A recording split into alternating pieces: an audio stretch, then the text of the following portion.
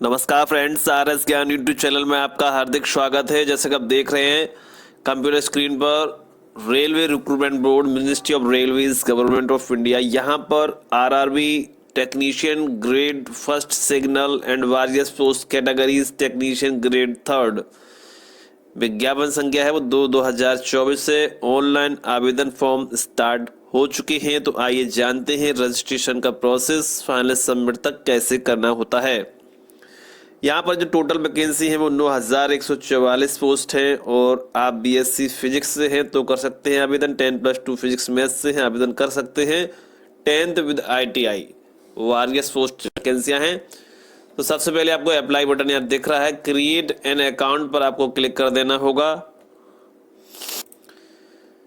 उसके बाद आपके सामने जो है क्रिएट एन अकाउंट का पेज ओपन होता है। यदि आप पहले से रजिस्टर्ड है तो already have an account, login here पर क्लिक करेंगे और कंट्री ऑफ नेशनलिटी इंडिया को सिलेक्ट कर लेना है। यदि आप किसी और कंट्री से हैं तो आप सिलेक्ट कर सकते हैं। वैसे मैं तो इंडिया से हूं तो मैंने इंडिया सेलेक्ट कर रखा। Personal information as recorded in matriculation 10th class certificate marksheet, 10th की मार्कशीट से ही फिल करना है। 10th की मार्कशीट और आधार कार्ड सेम होगा तो ज़्यादा बेटर रहेगा, नहीं तो आप कोई दूसरा आईडी यूज़ कर सकते हैं, बट वो भी आपकी 10th की मार्कशीट से सेम होना चाहिए। तो यहाँ पर फुल नेम डाल देंगे आप अपनी मार्कशीट के अनुसार, रीटाइप फुल नेम कर देंगे। Have you change your name, यानी आपने कोई नाम चेंज किया है तो यस, नहीं तो नो करना बेटर रहेगा। डेट ऑफ बर्थ को यहाँ कैलेंडर की सहायता से सिलेक्ट कर लेते हैं और फिर से रीटाइप फुल नेम यहाँ पर रीटाइप जो है डेट ऑफ बर्थ को डाल देते हैं। सेलेक्ट जेंडर, मेल फीमेल को सिलेक्ट कर लेना होता है।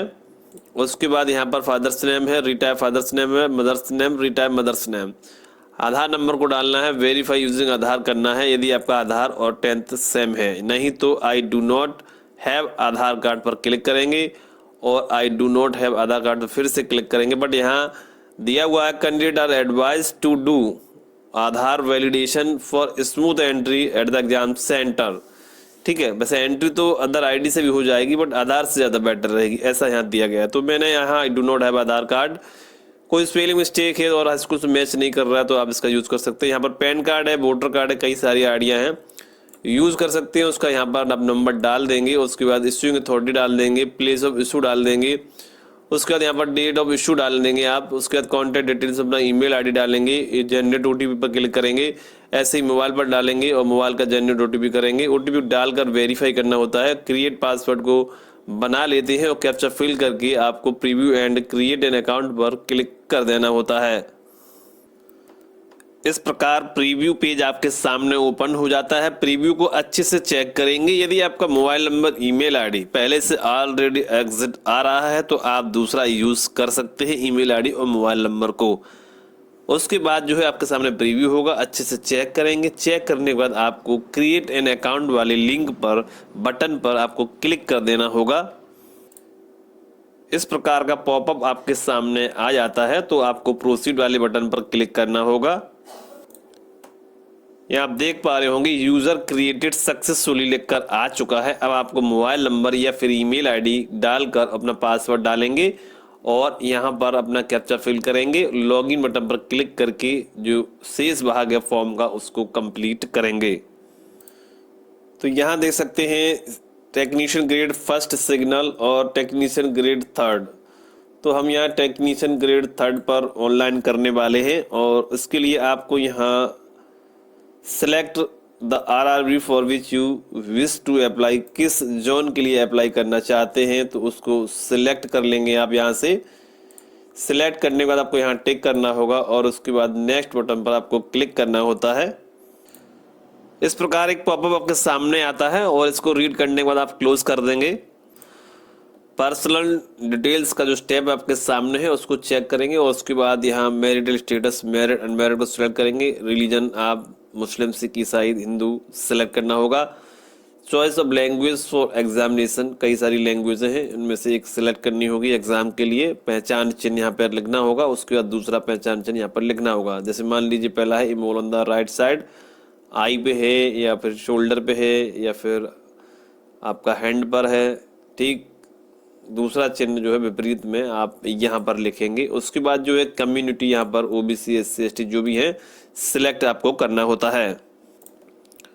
जैसे ही हमने ओबीसी सेलेक्ट किया है तो यहाँ पर जो ऑप्शन आया है पॉपअप निकल कर, only those communities which are recognised by the central government of India as SC ST and OBC non creamy layer are eligible for reservation in recruitment in railways. Bharat सरकार की जात यानी कि गवर्नमेंट ऑफ इंडिया का caste certificate SC ST OBC को बनवाना होता है, जो अपने ऑनलाइन फॉर्म में लगाना होता है। तो यहाँ पर I understand and I agree पर आपको क्लिक करना होगा। दूसरा ऑप्शन है do you come under OBC non creamy layer, तो आपको यहाँ यस कर देना होगा और यहाँ पर I understand and I agree पर क्लिक करना होगा। ठीक है, अब यहाँ पूछा गया सर्टिफिकेट नंबर डाल देंगे आप, उसके बाद इश्यूइंग अथॉरिटी आप कौन सा आपका वो डाल देंगे। यहाँ से बहुत सारी इश्यूइंग अथॉरिटी है, एक सेलेक्ट कर लेना होता है इसमें से। उसके बाद इश्यूइंग स्टेट किस स्टेट से हैं आप, यानी यहाँ पर जो आपका जाति प्रमाण पत्र सेंट्रल गवर्नमेंट का इशू हुआ है वो किस स्टेट से है, तो यहाँ पर जो भी स्टेट है सिलेक्ट करेंगे। डेट ऑफ इशू यहाँ कैलेंडर की सहायता से सिलेक्ट कर लेते हैं कब इशू किया गया है। उसके बाद यहाँ पर अपना प्रेजेंट एड्रेस को फिल करेंगे, स्टेट को पहले सिलेक्ट करना होता है, उसके बाद डिस्ट्रिक्ट को यहाँ सिलेक्ट करना होता है। ऐसे ही यहाँ पर आपको पूरा एड्रेस यहाँ लिख देना होगा। उसके बाद आपका विलेज टाउन सिटी जो भी लगता होगा, पिन कोड लगता होगा और टिक कर देंगे तो दोनों तरफ एड्रेस सेम हो जाएगा। और एड्रेस यदि सेम नहीं है तो आप अलग अलग एड्रेस फिल कर सकते हैं और सेव बटन पर आपको क्लिक करना होगा। उसके बाद नेक्स्ट बटन पर आपको क्लिक करना होता है। अगला ऑप्शन जो है आपके सामने है are you an ex service, तो यहाँ नो कर देंगे। ठीक इसी प्रकार डिसेबिलिटी है तो नो करेंगे। और अब यहाँ economically backward class EBC details, are you an EBC certificate holder, यदि आपके पास आय प्रमाण पत्र 50,000 से कम का है तो आप इसके लिए पात्र हैं, तो आप इसके लिए यस कर देंगे। ओबीसी कैंडिडेट, ठीक है, यहाँ लिखा होगा 50,000, इसको ओके कर देंगे यहाँ पर आई अंडरस्टैंड करके। उसके बाद do you wish to available fees concession, तो यहाँ पर यस कर देंगे। तो जैसे यस करेंगे यहाँ पर आय प्रमाण पत्र आपको डालना होगा। इशूइंग अथॉरिटी यहाँ पर आपको डालनी होगी, कौन सा इशूइंग अथॉरिटी आपका। उसके बाद डेट ऑफ इशू यहाँ से सिलेक्ट आपको कर लेना होता है। Are you an employee of Indian railways है तो यस, नहीं तो नो करेंगे। उसके बाद name of the current department organisation, कोई नहीं है तो नो कर देंगे।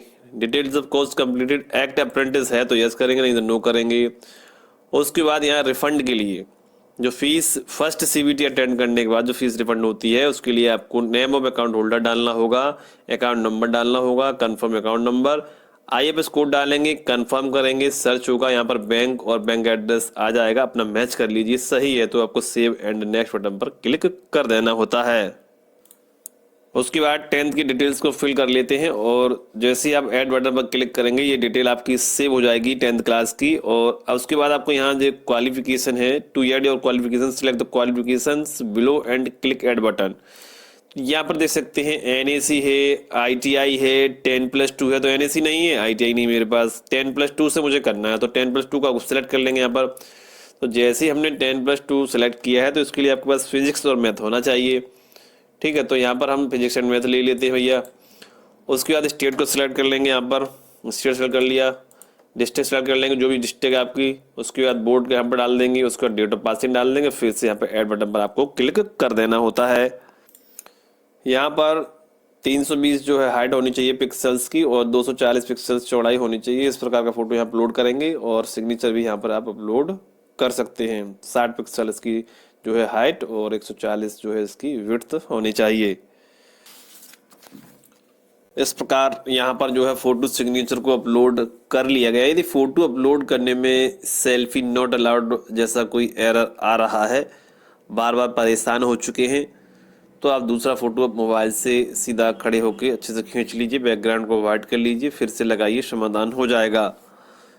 उसके बाद यहाँ पर सेव करेंगे और फिर नेक्स्ट बटन पर क्लिक करना होगा अगले स्टेप के लिए। यहाँ आपको eligible post to apply NR technician grade 3 simply click करेंगे और सीधा यहाँ पर ये प्रेफरेंस सेव हो जाता है।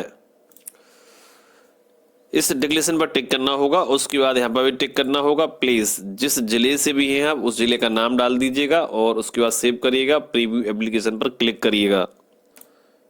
प्रीव्यू फॉर्म को अच्छे से चेक करेंगे और उसके बाद यहाँ पर सबमिट बटन पर आप क्लिक करेंगे। यदि कोई समस्या लग रही तो ऐसे एडिट कर सकते हैं, नहीं तो सबमिट कर दीजिएगा।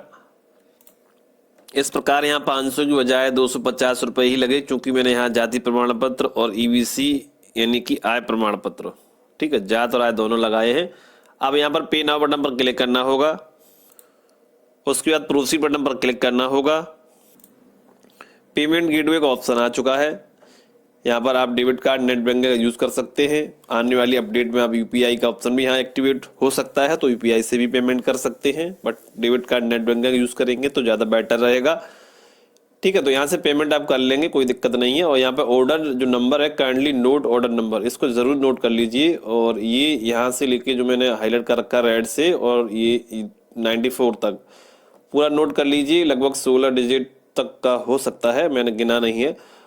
और ये इसलिए नोट करवा रहे हैं क्योंकि you can check the transaction status using the following link है। जब यहाँ क्लिक करेंगे तो यहाँ पर एक साइड ऊपर आती है, जहाँ पर आप जिस भी मोड से आपने पेमेंट किया उस मोड को सिलेक्ट करेंगे। एटीएम से, डेबिट कार्ड से, वीज़ा है, रुपए है, मास्टर है, कौन सा कार्ड है उसको यूज़ करेंगे। और ये ऑर्डर नंबर यानी कि मर्चेंट रेफरेंस आईडी वहाँ पर डालकर आप जो है अपना स्टेटस चेक कर सकते हैं, पेमेंट सक्सेस हुआ है या फिर फेल्ड हुआ है, ठीक है। अब मान लीजिए पेमेंट सक्सेस हो गया है या फेल्ड हुआ है, दोनों स्थितियों में पेमेंट कटा है और पेमेंट अपडेट नहीं हो रहा, फिर से पेमेंट के लिए ऑप्शन आ रहा है, पेमेंट वेरीफाई नहीं हो रहा है, तो ये सब आप कैसे करेंगे? इसके लिए हम चलते हैं फिर से डैशबोर्ड पर और वहाँ आपको समझा देते हैं। तो हम आ चुके हैं डैशबोर्ड पर। यहाँ पेमेंट पेंडिंग है, यदि आपका सक्सेस होगा तो यहाँ सक्सेस दिखाई देगा। सक्सेस या फेल्ड की स्थिति में पैसा कट गया है और फिर से पेमेंट पेंडिंग आ रहा है, तो ऐसे में यहाँ ये वेरीफाई बटन हाईलाइट होता है, इसको आप वेरीफाई करेंगे तो यहाँ कुछ टाइम देगा आपको। कुछ टाइम बाद आप जो है करीब 40 मिनट बाद इसको वेरीफाई कर सकते हैं। यदि पेमेंट सक्सेस हुआ है तो आपका यहाँ से वेरीफाई हो जाएगा और यहाँ जो पेमेंट है वो सक्सेस दिखेगा और फिर से आपको पे नाउ नहीं करना होगा, ये बटन बंद हो जाएगा। यहाँ से व्यू एप्लीकेशन करेंगे तो आपका प्रिंट आउट निकल आएगा और यहाँ से आपको पेमेंट हिस्ट्री दिखाई देगी, ठीक है, जहाँ पेमेंट आपका सक्सेस होगा, ठीक है। और यहाँ जब पेमेंट स्लिप आप जब चेक करेंगे तो यहाँ पेमेंट स्लिप भी आपकी जनरेट सक्सेसफुल होगी। पेमेंट सक्सेस नहीं है, पेमेंट फेल्ड हुआ है आपका और पेमेंट कटा नहीं है, तब भी आप दोबारा जब पेमेंट करेंगे तो वेरीफाई बटन पर क्लिक करेंगे तो यहाँ आपको बताएगा लगभग 40 मिनट या जो भी टाइम निश्चित होगा यहाँ पर वो दिखाई देगा आपको। उसके बाद ये वेरीफाई पेमेंट हो जाएगा यहाँ से और फिर आपको जो है दोबारा से पे नाउ बटन पर क्लिक करके दोबारा से पेमेंट कर सकते हैं। पेमेंट कटने की स्थिति में दोबारा से पेमेंट न करें, जल्दबाजी न करें। यदि लास्ट डेट में टाइम है तो इंतजार कर लें, फिर से लॉगिन करके वेरीफाई करने का प्रयास करिएगा। हो सकता है आपका पेमेंट सक्सेसफुल हो जाए, क्योंकि सक्सेसफुल हुआ है पेमेंट तो सक्सेस होगा, बट वेरीफाई बटन यदि आपका कुछ टाइम ले रहा है तो कुछ टाइम बाद प्रयोग करें तो समाधान ज़रूर होगा। देखिए, सक्सेसफुल का एक प्रूफ समझ लीजिए, यदि आपका पेमेंट सक्सेस होगा या फिर अपडेट होगा, 48 घंटे बाद अपडेट होगा, तो यहाँ जो स्टेटस रहने वाला वो कैसा रहेगा? एप्लीकेशन जो स्टेटस है यहाँ आपको पेमेंट पेंडिंग है, पेमेंट सक्सेस दिखेगा, ठीक है। और उसके बाद मॉडिफाई का यहाँ बटन हाईलाइट होगा और वो हाँ बता देगा आपको कि कब से कब तक आप मॉडिफिकेशन इसमें कर सकते हैं फॉर्म में। पे नाउ का बटन जो हाईलाइट है ये आपका डल हो जाएगा, जैसे वेरीफाइड डल है ना, ऐसे ये थोड़ा भद्दा डल हो जाएगा। ये पे नाउ का बटन पर आप क्लिक नहीं कर सकेंगे, स्टॉप का बटन यहाँ शो करने लगता है और वेरीफाई के बटन पर भी स्टॉप भी शो करेगा। व्यू करने पर आपका एप्लीकेशन प्रिंट विद पेमेंट की यहाँ शो कर जाएगा, पेमेंट हिस्ट्री भी शो कर जाएगी, सक्सेसफुल पेमेंट भी आपको दिखेगा। ये सब आपके सबूत होंगे कि आपका पेमेंट अपडेट है और आपका फॉर्म सक्सेसफुल है। यदि वीडियो पसंद आया है तो वीडियो लाइक सब्सक्राइब करें। यदि कुछ समस्या लग रही है तो कमेंट लिखें। वीडियो देखने के लिए सभी का धन्यवाद। नमस्कार, जय हिंद, जय भारत।